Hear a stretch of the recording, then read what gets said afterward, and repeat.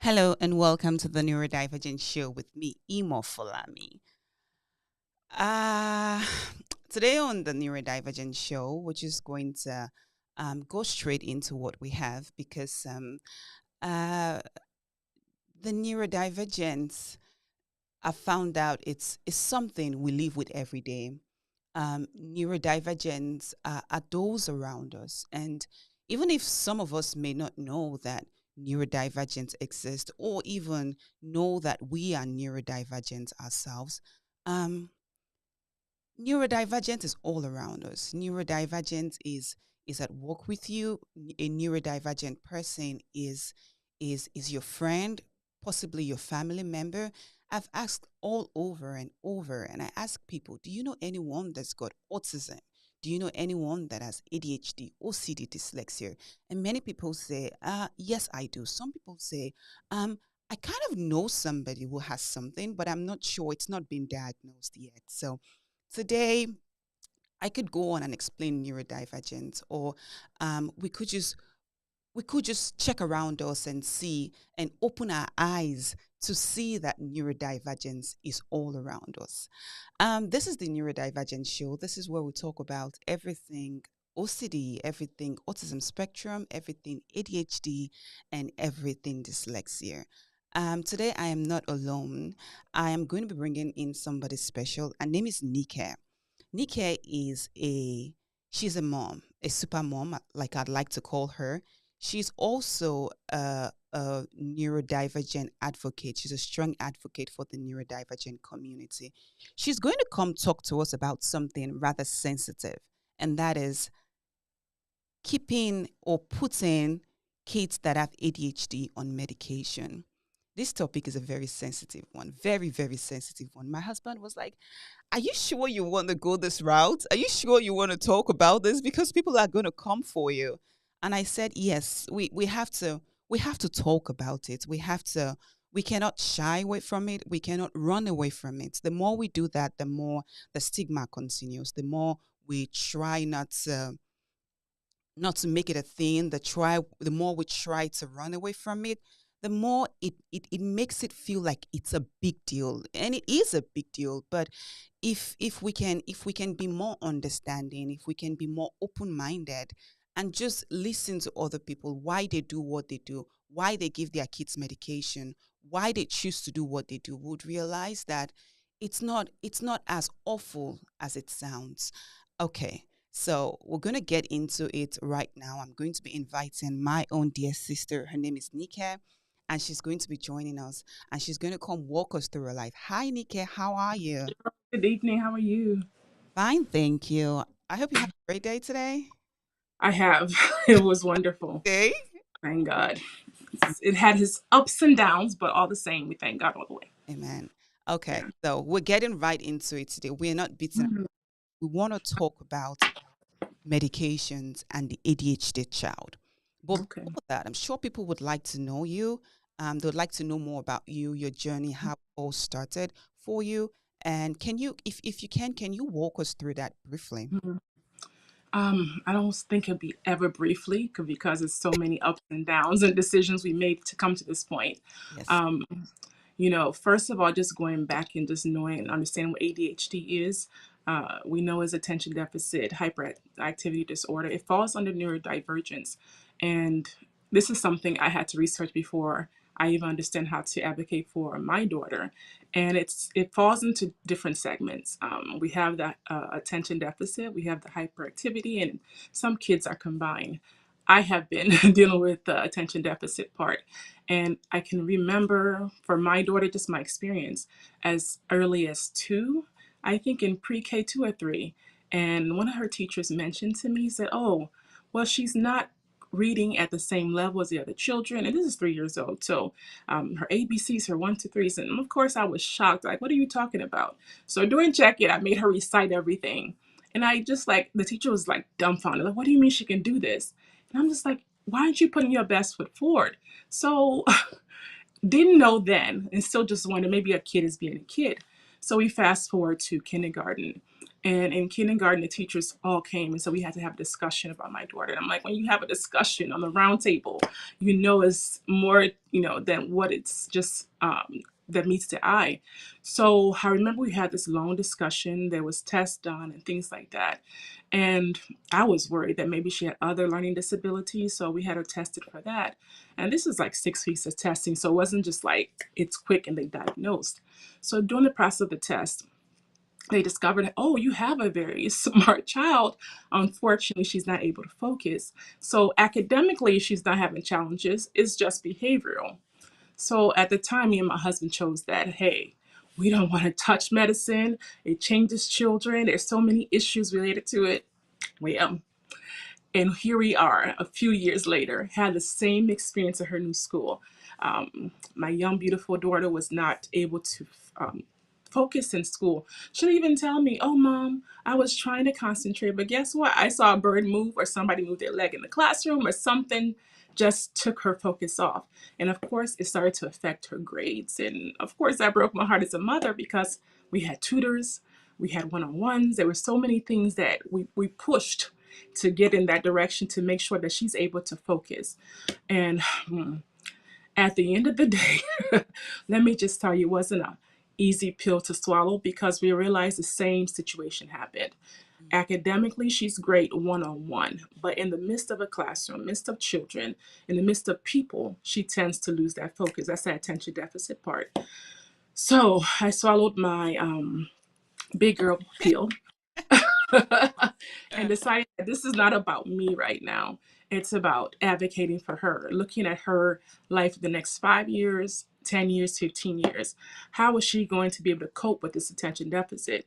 And the thing is, we all have, I think, a layer of attention deficit in one way or the other, Right. but we've been taught to cope mentally. I know there's my prayer warriors out there telling me, why didn't you just pray? Take her to the pastor. Oh, we prayed. We took her to the master, and she's still there. He's working on her. Yeah. But in the meantime, we had a series of tests done. We had a psychiatrist involved just to test her cognitive behavior, and it wasn't something overnight. This was a series of weeks as well. We had her teachers involved. We had her pediatrician involved. So they looked at every area. We've looked at how to help her, in counseling as far as her cognitive behavior as well. We looked at so many avenues. So when people are looking at me and say, "Oh, you just put her on medicine," it wasn't something that happened overnight. It wasn't that happened over even 2 years. This is, remember, we said two, then four, and we decided to do this last year at 11 years old. So it bothered us at the time, but I'm like, I have to help her. I have to figure something out because if she's in the classroom, she can't concentrate. She's not learning. Right. So how, what kind of mother am I to deprive her for that? And remember, we take medicines for different things. It's just that in our community, we have this taboo. Oh my God, it's a stimulant. It's this and that. Well, it's been working for her, Right. and it wasn't easy. Don't think it's something that it's a miracle pill that all of a sudden when we give to the child, bippity boopity bop, and all of a sudden the child stops misbehaving or the attention deficit gets easier. No, it takes work. It takes a lot of advocating for your child. It takes working with still her teachers. We have this conversation every week about what my daughter should be doing, and I follow up as a support person for the teachers as well. And when we talk about medicine again, we tried a few different things before. I wouldn't say the right medicine because right now we're still working with that medicine. But I believe that long term we'll get what works for her. And I'll just go back and talk about even how we even got to the medicine point Right. because uh, Like our go listeners, ahead. yeah, absolutely. I feel like our listeners would want to go back to the beginning and see, I know you mentioned how it all started, but I think they would Mm, also want to get into like, the mm, you get into like the specifics, the kind of things you did, things you did that, you tried and did not work out. Okay. mm, You're here and you're live with us. We want you to go ahead and give us a thumbs up. Okay. Go ahead and give us a thumbs up and say hi. Say hi to us. We want to recognize you. We want to say hi to you in return. We want to know that you're there, that we're not alone, and you're there and you can hear us. So please go ahead and give us a shout out, so that we can recognize you. And also, if you haven't subscribed to this channel, please go ahead and do that now. It would mean a lot to us, and it's your way of supporting us. So go ahead and subscribe right now if you haven't. So today with me is Nika, and you just heard her, just give us a summary. We're going to be breaking all those things down tonight, and she's going to be giving us specifics, like I said earlier, the things she did and how medications did not work out. Now, if you're here and you feel like medication is a taboo, if you feel like medication, my goodness, whoa, medication, God forbid. you, I don't blame you because Nick, you probably also used to be like that. I did. I was. I'm telling you. If you, I completely see what you're saying. I get it. Because I used to be like that. I mean, first of all, I used to be of the impression that America is too quick to diagnose. I came from Africa, and in Africa, you just power through. We don't nothing like that. What's ADHD? Was autism? It's a different environment back there. And when I came here and I saw someone had this, I'm like, oh, America is too quick to diagnose. Whoa, whoa, whoa, whoa, what's going on? But I decided one time to just get off my high horse and just really open my eyes and just listen to people and hear them out and just really pay attention and see that this is not a quick fixes here and there, we're just giving everyone diagnoses, we're just doing this and that. This is like a real thing. This is people's lives. This is like it's really happening. And when people say that their lives different, they are different, they're not able to fit into the society, like your daughter was not able to fit into with she was not able to do you know she wasn't able to act like her peers. She could not do the things her peers, even if she could do them. She had this thing that was that because of her difference was not helping her cope well in school, and that was a cause for concern. So I want you to know that on this show, we kind of get it, and we're not here to say, oh, we're not here to. How do I put this? We're not here to like throw it out and say, oh, we're professionals. We're here to tell you that we once used to be like that, but now we are we're trying to raise awareness and say, no, no, no, no. ADHD is real. And beyond that, me giving my daughter ADHD medication is not, is not, I didn't just come to that conclusion in one day, right? It was a series of events that led to that. And hear me out. Listen to why I did it. Because just because it's not happening to you does not mean it's not happening. Oh Okay. yes. So we want to go back now and get into the specifics. Let's see. Okay, we have a few comments here. Samuel Abby says hi. Bide No. Cole says this is a tough topic. I agree. This is a very tough topic. It is a very sensitive one. It's one not everyone wants to talk about, and we're talking about it ourselves. We're like, uh, we're almost like out. It's like a forbidden conversation. Okay, so Nike, your daughter, what age exactly did you decide that medication it is? The funny thing is, like I said earlier, we started her last year. Mm, And prior to even starting her, we have been going through this series of should we not? Like I said, she went through a series of tests, and we started, I think, testing a year before we decided to put on a medication. And it was a tough decision. It wasn't an easy decision at all. But again, we've tried everything else. We tried the cognitive therapy. We've tried everyone that's out there. We prayer, it's there. We still do it. We've tried scolding her. This question that we always ask our children, are you okay? I mean, it breaks my heart to even say it now. We did a series of tests. I remember getting the results, even though in the back of my mind I knew she had ADHD. The signs were there, everything was there. So I remember in Jones Center when we did the test and we got the results, and she told me the series of information I already knew. I broke down and cried. I mean, it was heartbreaking because I knew it, but it was hard for me to accept it. Right. And when I finally started accepting it, I'm telling you, I think it was my reawakening. So it was also my way to try to help her to get to the point she needs to get to. Okay. Because I know she was telling us all the time that, Mom, I Mhm. can't do it. I try harder than everyone else. I've seen this girl literally study for an exam. We studied together, and I was like, awesome, you're going to do a great job tomorrow. And she comes back with a sad face and crying that I don't know what happened. I did my best, and it's she would call herself stupid. Oh, She's like, I'm just not smart. And I'm like, you're excellently smart. We did this yesterday. We don't understand what's going on. So I think that was my breaking point. right. And you see that the thing with neurodivergent Mhm. kids or people with ADHD is unknown to many people. They actually try harder, Yes. way harder. Their Mhm. lives harder than ours. Yeah. Unfortunately, we are the ones very quick to judge them and make them feel like they're not trying hard enough. Some people say, "Oh, many people just use their ADHD as an excuse, not to succeed, not to study, not to do." Mm. And I can categorically tell you, I have met with many ADHD people that Mm. study twice as hard, Yes. even three times as hard.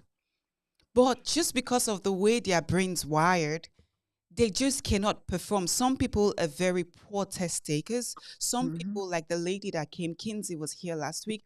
When Mhm. she gets the exam, the sheet is where everything goes crazy. So, yes, we need to society. I think the place I'm trying to get us to is a place where we can just open our eyes and see your neighbor. Open your eyes and really see the struggle. It is real. It is there. Nikki, let's go on. So she was 11. Am I correct? When you finally got her medication? Yeah. Yeah, that was last year. She's almost 12 this She's year. almost 12. So Mhm. let's go. I know you said you tried testing, you tried praying. Some people have said things like, what about meditation, right? Because meditation can Mhm. help if a kid has ADHD, if the kid is not calm. Let's get to a place where we can help the kid meditate. Did you try that? We tried everything. Let me just imagine a child with attention deficit meditating, because as soon as you start, 10 other things have crossed their mind. So it's easy for others to say, oh, try this and try that, with a child that can barely pay attention to one command. So it's almost like you have to break down instructions like take your backpack, put it away. When you're done, take the trash. Because if you do too many, they can't remember half the things you just spoke to them about. So, and you mentioned some people think their attention deficit disorder is like a lazy man's disorder or condition. And we tag people with that condition as, oh, they're lazy and they don't just want to do as much. If they could, I'm telling you, they would. Yeah. You know, if they could. I mean, my daughter is a prime example. And if you ever heard her speak, she has the most intelligent way to speak, the mindset. And so we often wonder why that's not being carried into the classroom or into, different programs and functions. And it's just simply she could not concentrate. She could not. Our brain, like like our brain is different. Our Hmm. brain, people that have ADHD, they do not have a neurotypical brain. So they do not have your own brain. If you're Yeah. comparing them and saying, "Oh, I studied," if somebody, has done it, if I can do it, then you can do it. That is not a fair comparison because No. your brain is not like their brain. Hmm. ADHD brains, some people, with the science, I don't want to bore you all with the science and get into like the nitty gritty, but they say things about sometimes they need the extra stimuli. They are lacking, receptors in their brain. Sometimes, the dopamine in their brain is not enough. So the kind of things that comes natural to you as a neurotypical person does not come natural to you. You can complete a task because your brain has everything you need to. But the person that has ADHD, the brain is different. The Hmm. brain cannot, it cannot it's not wired the same way. They are lacking certain things, and sometimes that is where medication has to come in. It took Yes. me a while. This issue of medication weighs heavy on my heart. Really, as a registered nurse, I had to really sit down. I had to listen. I had to just hear other people, and I cannot judge them. I cannot. I feel like if I judge them, then I am a narcissist to do that because I'm not like I'm just speaking because I kind of feel like some people may be like me or may have been like me. So I kind of get it if you feel like, oh, medication, and because I used to be like that. But I'm telling you that if you try to be open minded, like I have tried to become, you will realize that, you know, you're probably wrong. Like I feel like I was wrong. We have Yeah. someone here, Kidger. Thank you so much, Kidger. Kidger says, I am here and I can relate. Thank Mm. um, Kidra, hopefully one of these days she's going to come on the show and she's going to come share experience because she shared a few things with me. But thank you so much for that. Thank you for that. Okay, so let's get into other things. We've talked about meditation, didn't Mhm. work. What about diets? People say you can control the kid with diet. There's Mhm. certain things the kid eats or people eat that causes this. ADHD is not all that crazy. Lifestyle would work. What do you have to say about that? So, of course, like I said, we read on different things to help her with her ADHD. I think one of the things we talked about was like red dye in diet, and that usually triggers. Well, some studies say it triggers ADHD in children at certain ages. So we eliminated those. We included more things like fish in her diet. Took more sugar away because we noticed, of course, sugar is a stimulant as well. It changes the child's personality, but she doesn't have the hyperactivity portion. So it's more for her is that deficit part, the fish attention deficit. So of course we changed her diet. Did it help? Maybe about 25%. Okay. It wasn't enough to get her to that point to be able to focus in the classroom. Okay. So diet worked a little bit and Hmm. tried that, I'm sure, for a couple months, maybe years even. Oh yeah, the whole summer. Some people have also said exercise. I know, okay, just for those, you've heard Nika say things about the inattentive type or the hyperactive type. And what was it? What was the second one? I know it's either inattentive or what did you say? For activity, or they can have both. Oh, they can have both. Okay. Mhm. So it just varies with kids because ADHD is a spectrum.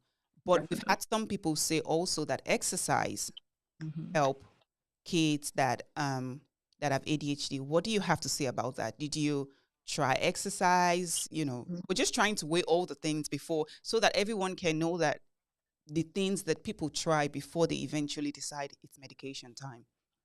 Yeah, definitely. One of the reasons we have a pool in the back of our house is because of our daughter. We put basketball hoops out. We had her enrolled in different programs just to make sure they're stimulating that part of the brain. We've read about the exercise portion. We keep her active as much as possible, and it's helped. It helped during that part of the summer too. She was healthier by doing that. It helped her health wise physically, but would I say that it improved her attention deficit condition? Not so much. Not You so know, yeah. okay. So meditation, diet, they help to a certain extent, at least, but just Yes. not enough to Hmm. to get her to where she needs to be, to get her to her full potential. And that's Yes. also some of the things we also have to understand because some people say, oh, my kids got ADHD too, and we do that, Mhm. and that's enough. So, so we need to understand that it's different for every kid. While you can do meditation and be okay, while you can do exercise and be fine, and you can do diet alone or combined with every other thing and be okay, it may be different for another kid, right? Yeah. Yeah, because it varies. And Nikki says she's tried so many things. It helped. Vitamins, everything. What did you say? What was that last thing you said? Vitamins as I well. Right. People are huge on vitamins. Many people are like, even autism, they're like, you have to keep giving them Yeah. the vitamins. You have to give them the things, and all. And that's very helpful. Hmm. Just it really depends on the spectrum. It depends on the individual. So ADHD is on an individual basis. Things Definitely. like diet, meditation, exercise may help some people, you know, fully, but some Hmm. people still need that extra help. And Right. getting them that extra help, we should be able to have that conversation and say, hey, it could be medication. All right, now, so she's on medication right now. What were the first things you saw? Um, Kidra also says, absolutely. Thank you so much, Kidra. If you're here, please leave us a comment, say hi to us. Let's give you a shout out. Let's say hi to you as well. Would like to know that you're here watching us. Also, we're going to be opening the phone lines very soon, so you all can call and ask our own DNA care questions, or leave your contributions. Okay, so what did you see once the medication started? I know you talked about you've already mentioned you hesitated for a long time and all. So now medication started. What did you see at first? What did you notice? So the stimulant that was given to her, um, is a stimulant that I think they call it extended release. So she was able to utilize it pretty much in school. So it's between 4 to 8 hours. So she gets a good amount of time to be able to focus um, and concentrate using that. It was a higher dosage initially. So what I saw was that when she usually comes home, there was I think almost like a breakdown when the medicine is being released from her body and it's done. So it was just like almost she was excessively like tired. So that was one thing I saw. Another situation was she had trouble eating. So that's one of the side effects of some of the medicine. There's a lack of appetite there. Another, I would say, side effect would be not sleeping. So you can imagine a child, elementary age child, middle school age child, not sleeping. So I noticed those different cons in the medicine. So of course you do go back, you evaluate, you check, and you talk to their pediatrician and see what else. And I know people don't want to hear that, but it's how you advocate for your child. If the dosage is too high, you might want to talk to the pediatrician by reducing the dose, which we did. Okay, so Mhm. started on the trial to see how she do. Started her on something really high. I mean, it was helpful. She coped in school. She was able to focus at least, but it was too much. It was way too much for It was her. way too much. We have to also emphasize that medication in itself, in as much as it's helpful, can be harmful. And I think Yes. that also plays into people's fears. Like, oh my God, Mhm. if a kid medication, the kid just stays on Mm-mm. It wasn't that way. because there's a possibility that that can Yeah. happen, right? You give too much. Yeah, the zombie effect, people are afraid of that. If you Hmm. give too much, then that can happen, Yeah, right? And then if you don't, if you so you have to be the best advocate for your kids. So I guess what definitely. Nika is saying here is, don't just say take medication, that's it, we're done. We're saying we have to find that balance.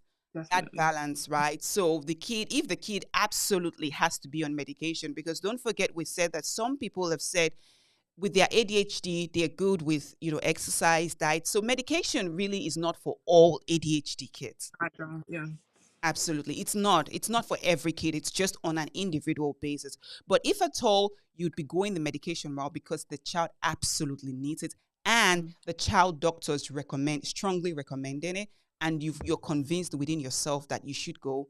Nikia is saying you also have to be on the lookout because Definitely. signs like your kid being excessively tired, Hmm. signs like your kid being not being able to sleep, maybe sleep Yes. pattern, and stuff, being disturbed and all, that Not can eat. mean that at that point the medication is harmful. So Nike, when you found out that that's going on and the medication looks like, oh my God, what's happening here? Did you abruptly stop it? What did you do? You know, as I'm not a medical professional, so of course I didn't abruptly stop it, but I did contact her pediatrician and I just let her know these are the signs that I'm seeing as a result of the higher dosage. What can we do? And of course, her pediatrician called us in immediately. He reviewed some of her the what is it, cons of the medicine. She asked her questions. It's good to also, talk to the child. How are you feeling when you take it in the morning? When you take it in school, what are you going through? What things are you seeing? So they talked to my daughter about that, and we were able to bring that dosage down immediately. The doctor didn't waste time at all. So okay, usually for children that age, we try to start at this particular milligrams, but because she's not taking it the way most people take it, we reduced that dosage. So it was a quick switch, thank God. I didn't wait for it to run out. I didn't wait for it to, let's just wait another week or 2 months. No, you definitely have to be an advocate for your child. If you don't see anything improving or something is declining or there's side effects, you definitely need to speak to that pediatrician. Okay, thank you so much for that because that's very insightful. So please, if you're deciding to do medication for your kids and you find out that your kid is doing certain things like Nick has mentioned, things like maybe insomnia, things like excessive tiredness, that is not just a side effect. So please don't say, "Oh, that's a side effect," and just keep quiet. No, please advocate for your kid because the dose at that time may be too high for the kid. In fact, many physicians, many health practitioners will say, let's start the kid on the smallest dose. Nikki, I don't know what you have to say about that. Starting the kid on the smallest, tiniest possible dose, and let's see if we need some more. What do you have to say about that? So I know there was a conversation between myself, the pediatrician, and the psychologist. And I think based on, I guess, the results of her test, and we wanted to make sure that she was able to actually gain as much from the medication as possible. And the funny thing is, that's not the highest dose they gave her initially. That's just based on her weight, her height, all those things. They decided to give her initially that higher dose. And again, it's not the highest dose. It's probably like For her, the dose, yeah, for weight, her. consider the weight So height in giving her what's appropriate. Absolutely. definitely. So I think it was something that was a decision made between myself and her pediatrician, which is initially a good decision, we thought. But again, we wouldn't know if it was best for her until we tried it. So, based on the information and how she reacted to the medication, we saw that maybe that dose is just too high for her right now. And of course, they changed it to I would say a lower dose, maybe not the lowest, but a lower. The lower dose. Do you Hmm. I do not know how it works because I haven't had to. Before we do that, let's just take a few of our comments here. Oh, Toby Lopez is giving us thumbs up. Hi, thank you so much. You.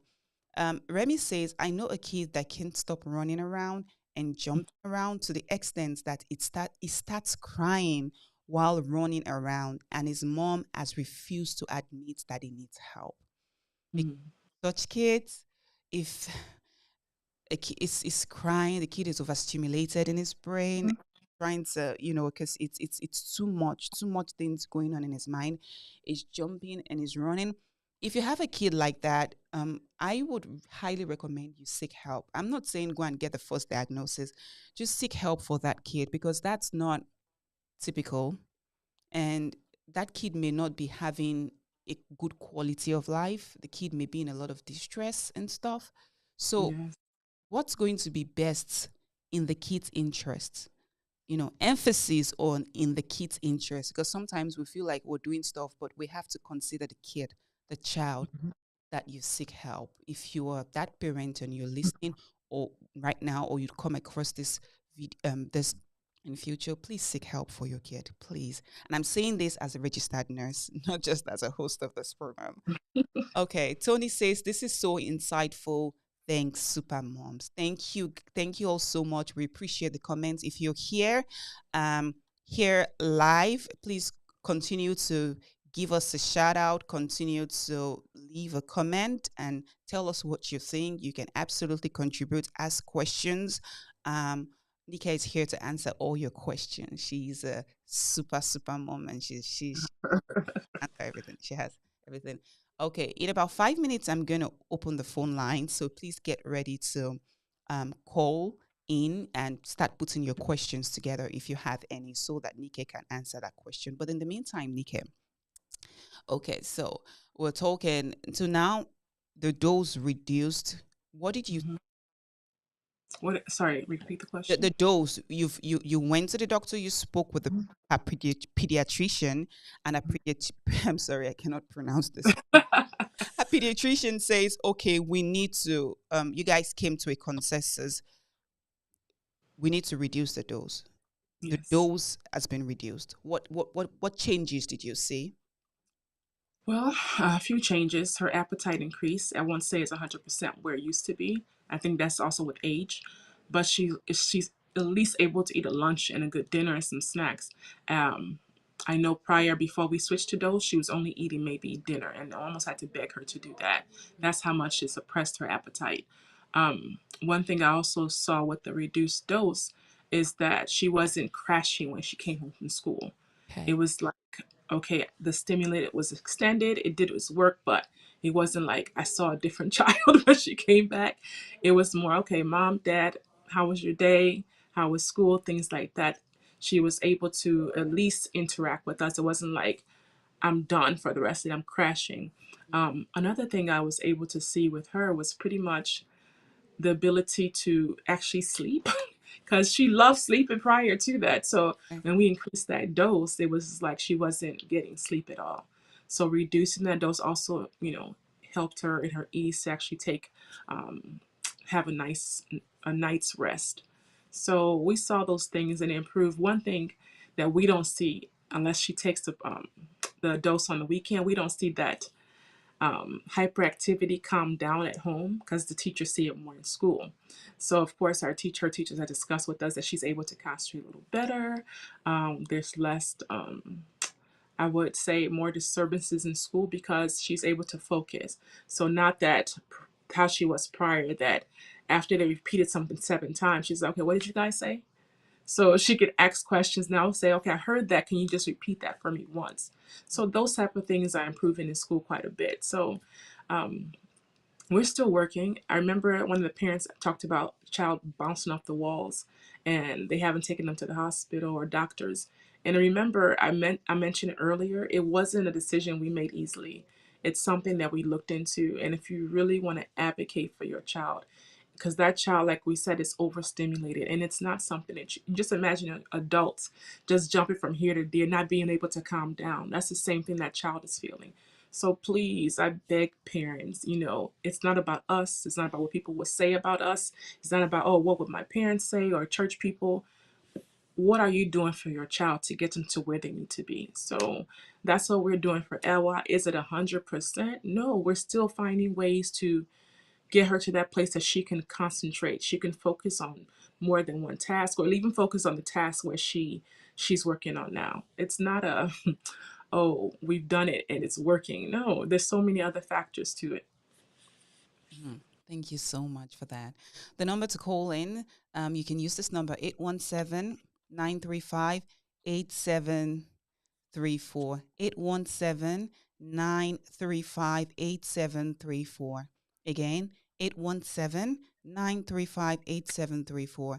Um, let's take this comment. Kidri says you're your child's biggest advocate. Absolutely.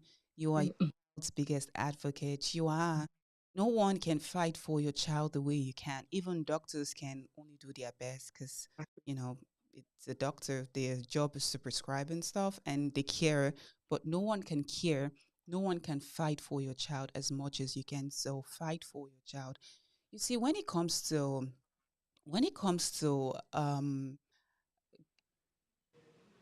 medications and oh, we have a few missed calls. I'm so sorry. Kindly call back. I see you've been trying to call us back and we will answer the call. 817-935-8734. We have a few missed calls, so please kindly call us back. um so this is how I say it, because I had to. Okay, we have a call now. Let's take this. Hello and welcome to the Neurodivergent Show. Would you like to tell us your name or would you like to remain anonymous? Hi, Emo. It's me, Hi, Kenzie. Kinsey. I can see. Hi, guys. I just wanted to say thank you, and I wish that my parents would have gotten me on medication early. I feel like there would be a huge dramatic change in my life. And it would have saved a lot of money and a lot of time with my schooling. So I just wanted to say thank you. And I know it's a difficult step to take, but thank you for reaching out and also just sharing how important that is to take that step to advocate for your child.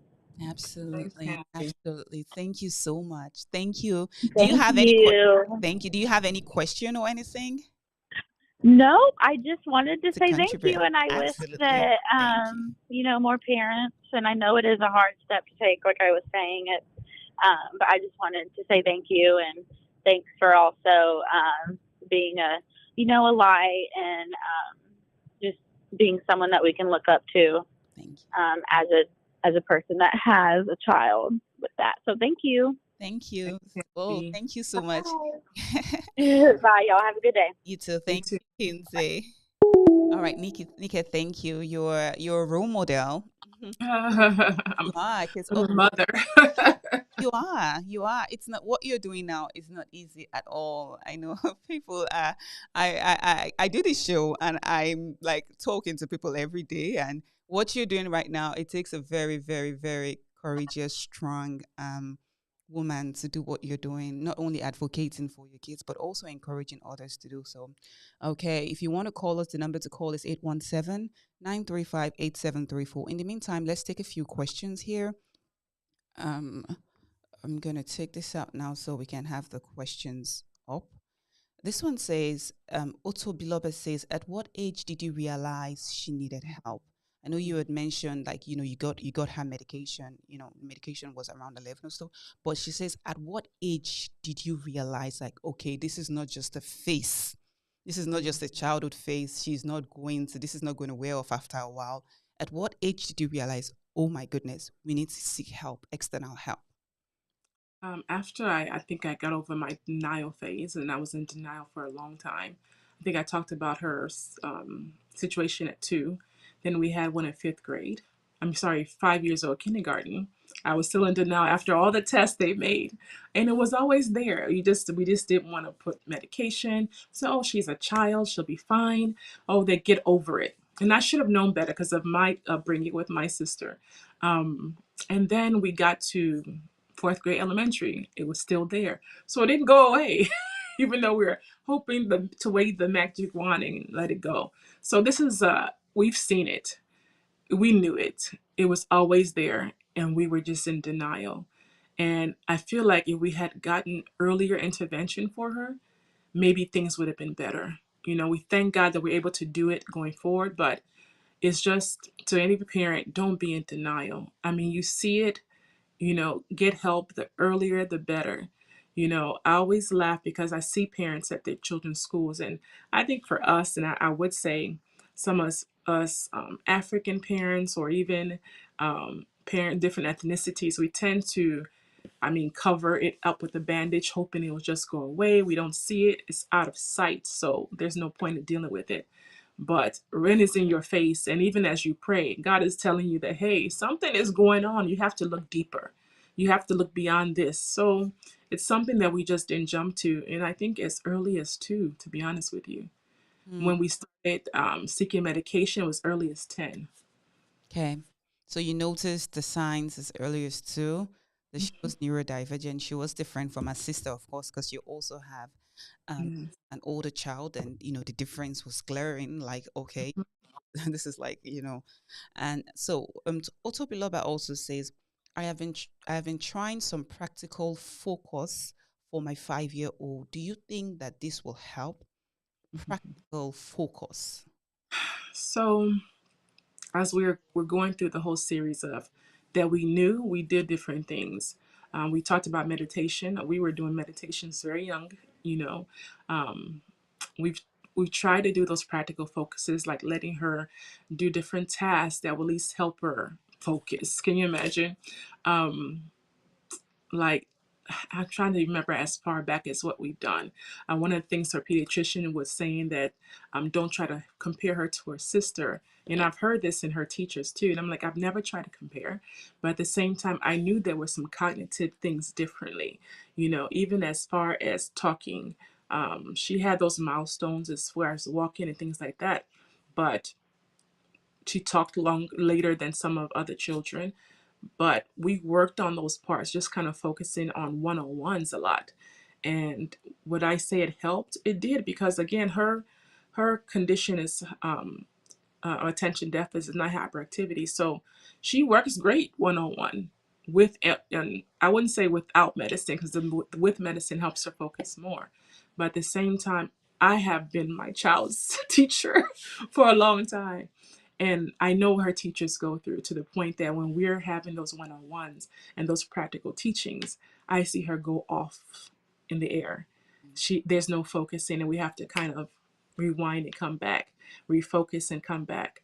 So we've tried everything. We've had tutors in the home um, that understood the situation and tried to work with her. And I found that my daughter would do more teaching than the tutor, because she wanted to do what she wanted to do. So, Okay. yes. Otobiloba also says, she says, Antonike, you know Diane. What do you think about her? So that's, Uh, and hmm, Diane, she's yes. asking live. So, it's she smiles. She has a smiling face now. So, Well, I do. Um, I'm trying to say this without saying too much. I see a lot of signs in Diane that I saw in Elwa growing up, you know. But again, I kind of let her ride until we got to the kindergarten and see maybe something would change, because children are always curious. They can't sit still. So I'm always telling people kids are not meant to sit still, but at the same time, they need to be able to concentrate and do tasks. And if they're not able to do simple tasks and carry those out, you have to start looking at a deeper situation. Because if they're not able to carry out A, B, C, not even at the same time, but even one at a time, something is going on that we need to probably look into. okay. So I love Diane. God bless her. So, thank you. That's what I think I will do. I will wait till kindergarten. She says she Mhm. kindergarten. Okay. So, Yeah. I think I caught something from you that I feel like, just to reiterate some of what you just said. You said that we're not saying that kids, or every kid, or a 2 year old or a 3 year old will sit still. We're not saying that. But Mhm. if a 3 year old is not even sitting at all for more than, say, 10 seconds, or you just know that there is something there bouncing off the wall and just really, really not able to focus, like absolutely, then you may want to start thinking about digging, going deep and Look. if there is like Mhm. thing, because sometimes there's not. A kid is just very active and then they grow out of it. It's a phase. And sometimes there is. And if there is a chance that there is, Nick has said early intervention really matters. You see, And go ahead, ma'am. so I just remember something, because I remember my oldest daughter. She was also in kindergarten, and the teacher said she would never sit still, to the point that we had to get one of those exercise balls so she'd be able to sit down in the seat and she could still move around. Okay. And I was like, what is this for? She's only 4 or 5. Why are we doing this? But I bought the ball. And I asked the teacher, is it better? She said, oh, yeah, she just likes to move around.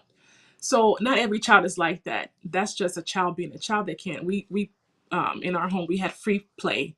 There was no, organized play in our home. It was like, do what you want to do and enjoy yourself. So that was part of her situation. But when it goes beyond that, and they're not able to even sit down to listen, to take in the lesson, to teach, or for a teacher to teach them, yeah, it's definitely something to look into. Absolutely. Something to look into. And Yeah. um, so this is my take on medications, ADHD and stuff. Initially, I used to be like completely against it. I feel like, no. Then I had neurodivergent kids, and I'm like, okay, maybe not. Okay, I was like, okay, now I'm open minded because I've got kids that are different, not ADHD, but different in certain ways. So now I know that okay, kids are different, right? And becoming open minded. But what I've done now beyond that is I've met with people and I've asked one on one, and I've met people that have all their lives not taken ADHD medications, just simple therapy, focus, meditation, diet.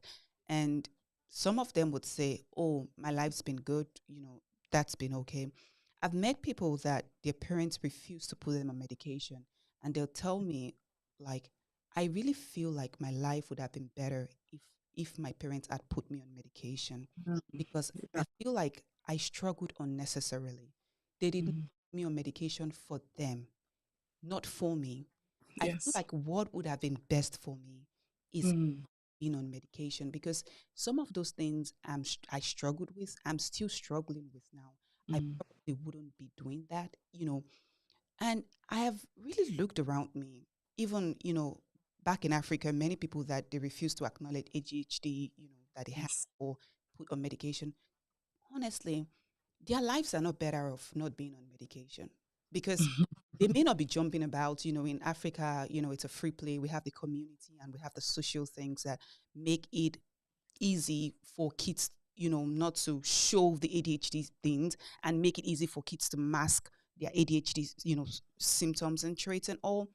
But it still shows in their lives. There are many Definitely. people, they cannot keep a job, they cannot keep Hmm. a home, they cannot Yeah. keep anything. And the truth is, the underlying thing we're not discussing in many of these kids are actually undiagnosed autistics, or many of Mm. these adults are undiagnosed autistics. They are Mhm. undiagnosed ADHD, people with Yes. ADHD and stuff. Everybody refused to acknowledge it, but it's still affecting them. We did not put them on meds, but now their lives, it's almost like, All over the place. yeah, like, what's the essence of not putting them on medication? Wouldn't they have even been better off? Because now it's not like everything is together for them, right? It's not. People that have diabetes, You take medicine. them insulin because they need the help. Their body does not have enough. People that have heart problems, lung problems, we give them medication to help them. Mhm. People that have ADHD, we put them Mhm. on medication and it becomes a problem. And my Yes. question is, why? Why? Well, I think ADHD or anybody in the neurodivergent community, it's not accepted yet. It's still that unspoken thing in homes. It's still that, oh, they're just behaving weirdly. It's still that they're just lazy, they don't want to do anything. It's all those taboos that surrounds our community and says that, oh, they'll be all right. They'll be fine. There's nothing wrong with them. Just pray for them. It's okay. Is that unspoken truth. It's there in everybody's faces, but it's not accepted. It's not accepted. Hmm. Okay, so time is almost fast spent. I feel like you're still going to come back. Maybe you come back because David was here the other day, and I feel like another time both of you will come back and we'll have like that family discussion. Now it's going to be both of you. The kind of agreements you have and stuff. So that would be great. But in the meantime, we'll take this few texts here, and then few comments. I'm sorry, and then you'll just give us your concluding thoughts and stuff. Okay. Okay. Um, Mo Aino says they don't even know what that is. They don't even Africa. We don't know. What it's not. It's like something forbidden. We have the cell phone in our fingertips, but we refuse to research. We refuse to read. It's there. They know what it is, but they. Mm-mm. And then we used to. Now we can make excuses for our parents back there. There was no phone. Yes, Nobody knew nothing. But that's what's it. your excuse though? What's your excuse now? If you have a kid that has ADHD and you know in your heart that this kid is different, what is your excuse? Your kid is autistic.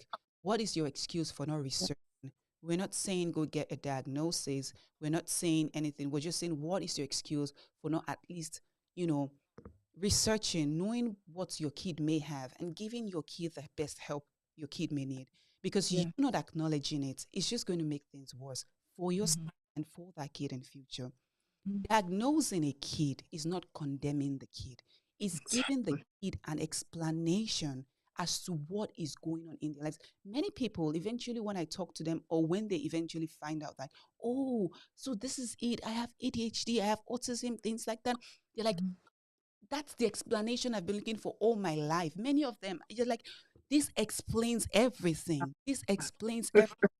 So a diagnosis, it's not a condemnation. A diagnosis is an explanation. It's like Mm. a gift you give to a kid and say, hey, you people are going to call you different. You're going to realize that you are different in this world. But this is why. This is the reason you are different. Understand it. Let me get you all the help you need. And together we're going to make sure you have a successful future. Yeah. This one says, Lopez says, I have struggled keeping relationships because Mm. and watch a movie or even sitting having a romantic dinner have been in denial, and I think I have to look into meds. Thank you so much for that. Thank you for acknowledging that it's Yes. okay for you to look into meds. There's nothing wrong with that. And then the last comment we have here says, she has to come back. Absolutely. All right. About 1 minute, you can give us your concluding thoughts so that we can say goodbye to our listeners. I think the best thing is to know yourself. And number one, don't look at who's your left or your right. If it's for your child or if it's for you, find out what works. Don't be in the dark about this thing.